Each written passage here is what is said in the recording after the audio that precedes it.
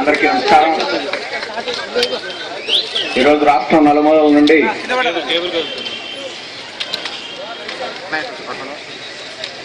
నూట 8 సిబ్బంది ఉద్యోగులు వేలాది మందిగా హైదరాబాద్ నగరానికి వచ్చి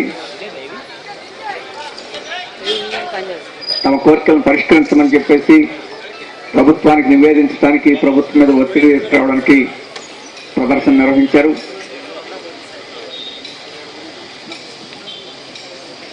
సమ్మె చేస్తున్నప్పటికీ ప్రభుత్వం పట్టించుకోకుండా నిర్లక్ష్యం చేస్తూ ఉంది. ఈరోజు యాజమాన్యం చాలా దుర్మార్గంగా, అన్యాయంగా, కార్మిక వ్యతిరేకంగా వ్యవహరిస్తున్నది. న్యాయమైన సమస్యలను పరిష్కరించడానికి కూడా తిరస్కరిస్తూ ఉన్నది. చాలా సందర్భాల్లో మీ యూనియన్ యాజమాన్యంతో, ప్రభుత్వంతో విన్నవించినా, రాయబారాలు నడిపినా, ప్రాధేయపడినా సమస్యలు పరిష్కరించడానికి నిరాకరించిన దానివల్లే మీరందరూ సమ్మెకు దిగాల్సి వచ్చింది. ఈరోజు 108 సిబ్బంది అన్యాయంగా, అక్రమంగా ప్రజలకు వైద్యం అందకుండా చేసి సమ్మెకు దిగారని చెప్పేసి రాష్ట్రంలో ఎవరు అనగలిగే పరిస్థితి లేదు. చాలా న్యాయమైన కోరికల కోసం న్యాయమైన పద్ధతిలో వారు చాలా ప్రయత్నాలు చేసిన తర్వాత ఇక గత్యంతరం లేక ఈరోజు సమ్మెకు వచ్చారని చెప్పేసి అందరూ ఈరోజు అనే పరిస్థితి. కానీ ప్రభుత్వానికి, యాజమాన్యానికి అది పట్టడం లేదు. ఏమైనా వీరు సమ్మె చేసి కోరికలు పరిష్కారం చేసుకోవాలని ప్రయత్నం చేస్తారా, మాకు ఎదురు తిరుగుతారా, వీళ్ళని ఎలా అణగదొక్కాలో అలా అణగదొక్కుతాం, వీరి యొక్క శక్తి ఎంత, వీరి యొక్క సంఖ్య అంతా మేము తలుచుకుంటే వాళ్ళని ఏమైనా చేయగలిగామనే ఒక అహంకారంతో, గర్వంతో, ఒక దుర్మార్గమైన వ్యతిరేకతతో ఈరోజు ప్రభుత్వం యాజమాన్యం వ్యవహారం చేస్తూ ఉంది. దీన్ని ప్రజాతంత్రవాదులు, కార్మిక, కర్షక, ఉద్యోగ సంఘాలు అందరూ ఖండిస్తున్నాయి, మీకు అందరికీ అండగా నిలబడుతున్నాయి. కాబట్టి మీరు ధైర్యంతో, ఆత్మవిశ్వాసంతో కార్మిక శక్తి ముందు ప్రభుత్వం కానీ, యాజమాన్యం కానీ లొంగి రాక తప్పదని చెప్పేసి ఒక విశ్వాసంతో మీరు ముందుకు పోవాలని నేను చెప్తున్నాను. ఈరోజు కనీస వేతనం అడుగుతున్నారు 15,000. ఈరోజు ఉద్యోగులకి పిఆర్సీ ఇస్తున్నారు.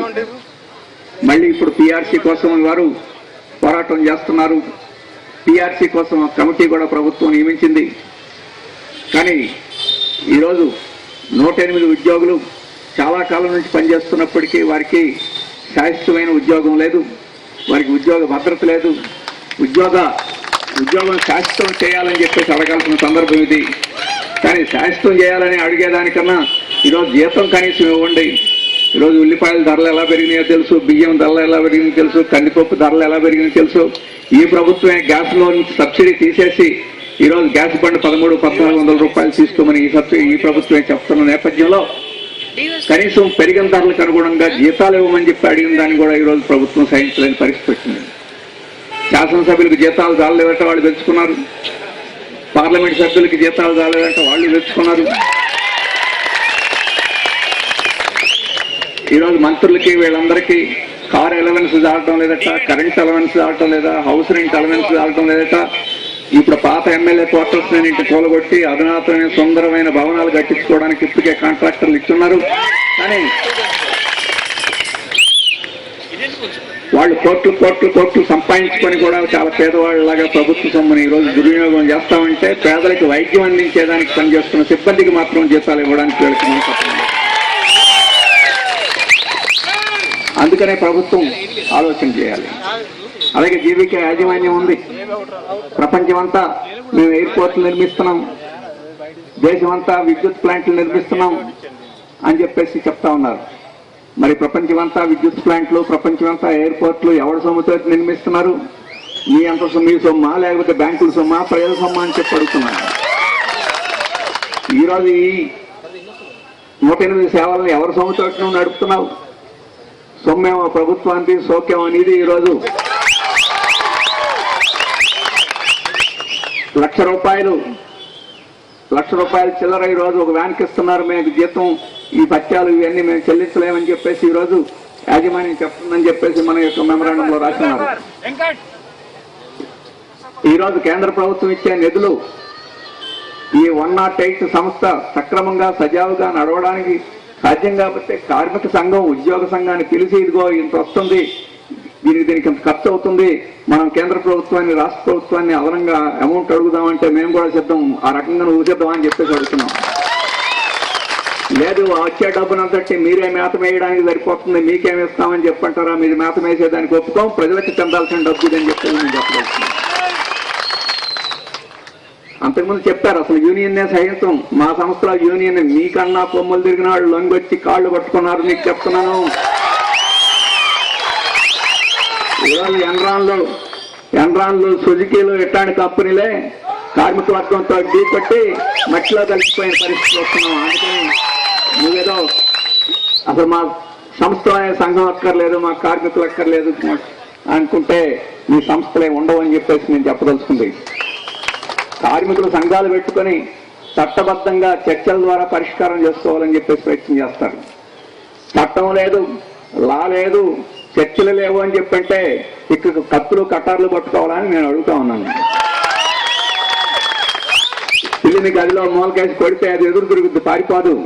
అందుకని కార్మిక రంగ వర్గాన్ని కూడా సక్రమైన పద్ధతిలో మీరు డీల్ చేయకపోతే తీవ్రమైన పరిణామాలు అవుతాయి అని చెప్పేసి నేను చెప్తున్నాను. దురదృష్టం ఏంటంటే ఈరోజు ప్రభుత్వం ఉందని చెప్పి మనం చెప్పాలా, లేకపోతే ఆ ప్రభుత్వం సచ్చిందని చెప్పాలా కూడా అర్థం కాని పరిస్థితి. ఇవాళ పత్రికలన్నీ రాశారు, సెక్రటేరియట్ మూతపడిపోయింది, ఈగలు తోలుకుంటుందని చెప్పేసి.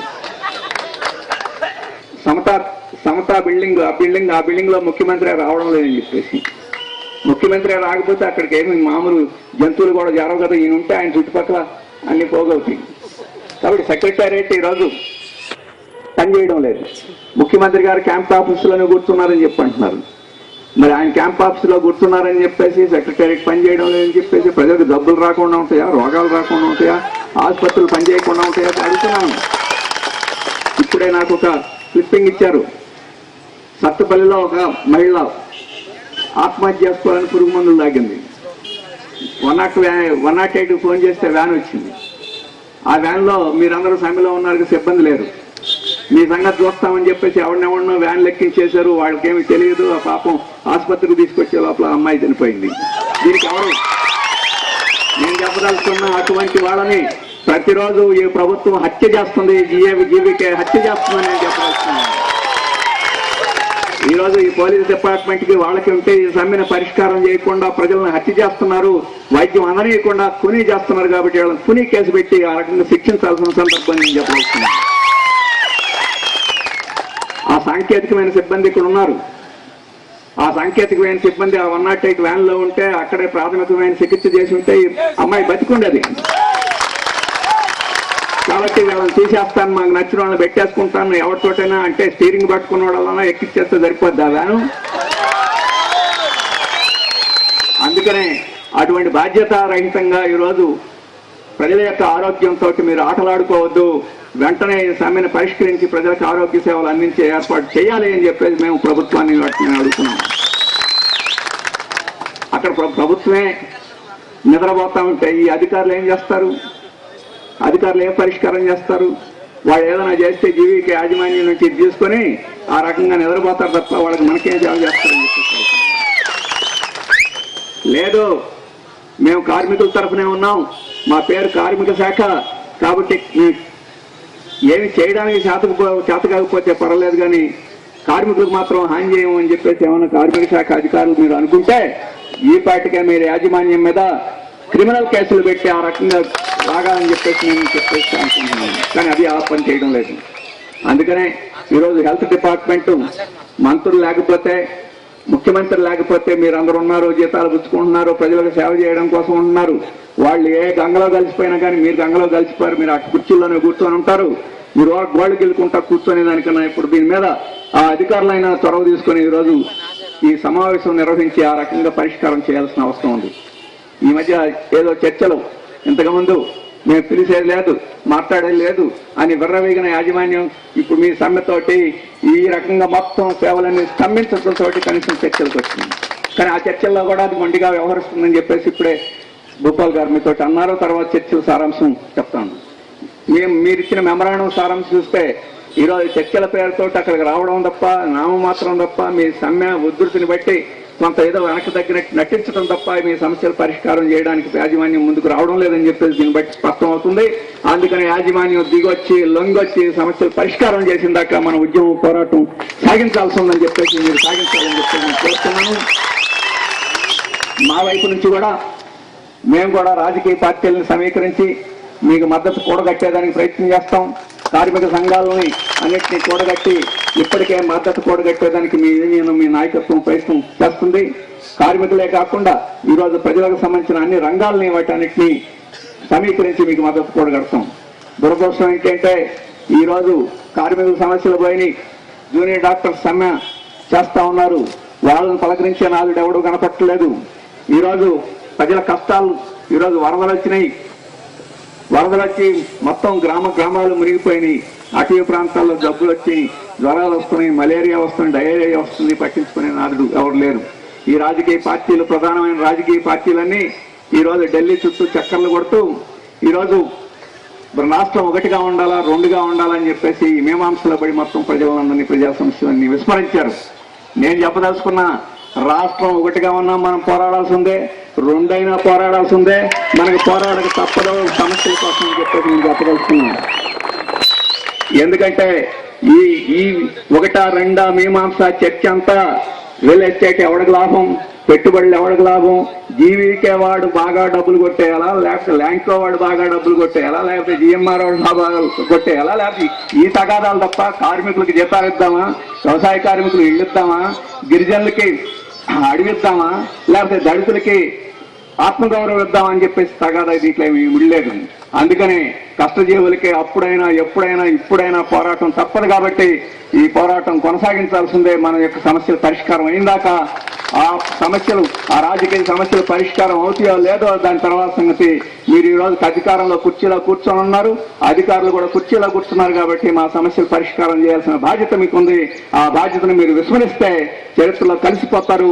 మా పోరాటం ముందు మీరు దిగిరాక తప్పదు అని చెప్పేసి మన పోరాటాన్ని మరింత ఉధృతంగా, మరింత ఐక్యంగా, మరింత విస్తృతంగా అందరినీ సమీకరించి అందరి మద్దతును కూడగట్టి మీరు కొనసాగించాలని చెప్పేసి భారత కమ్యూనిస్ట్ పార్టీ మార్క్సిస్ట్ మీకు పూర్తిగా అండదండలు ఇస్తుందని చెప్పేసి మీకు తెలియజేస్తూ ఈ అవకాశం ఇచ్చినందుకు ధన్యవాదాలు తెలియజేస్తాను. నమస్కారం.